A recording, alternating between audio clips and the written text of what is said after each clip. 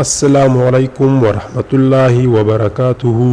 ناظرین گرامی، افلاطون جو بہت بڑا حکیم اور اپنے زمانے کے بڑے عقل مند لوگوں میں شمار ہوتا ہے اور وقت کا بہت بڑا فلسفی تھا، اور اس کی تحقیقات دنیا میں آج بھی معتبر و مستند مانی جاتی ہے۔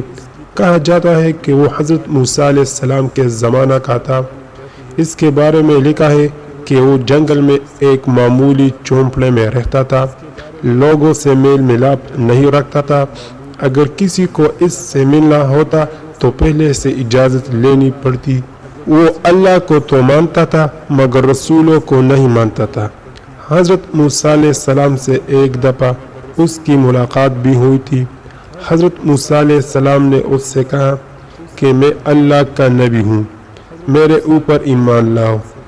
تو اس نے کہا کہ میرا ایک سوال ہے، وہ یہ کہ فرض کیجئے کہ اللہ تعالیٰ تیر پھینک رہا ہے اور بندوں کی جانب پھینک رہا ہے اور بندے اس کا نشانہ ہے، اور اللہ کے تیر یہ مصیبت اور پریشانیاں، بیماریاں و حادثات ہیں۔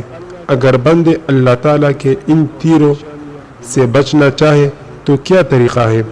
حضرت موسیٰ علیہ السلام نے اس کے سوال پر فی البدیہ جواب دیا کہ تیر پھینکنے والے کی بغل میں بیٹھ جاؤ، اس لیے کہ تیر پھینکنے والا تو سامنے تیر پھینکے گا، اپنے بغل میں نہیں پھینکے گا۔ مطلب یہ تھا کہ اللہ تعالیٰ کے قریب ہو جاؤ۔ جو اللہ کے قریب ہو جائے گا اسے تیر کیسے لگے گا، اور جو دور رہے گا ظاہر ہے کہ تیر اسے لگے گا۔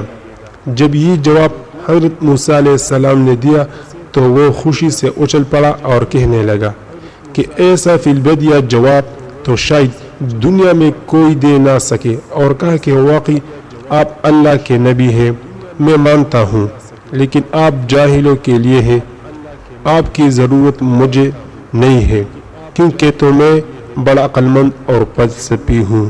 استغفر اللہ۔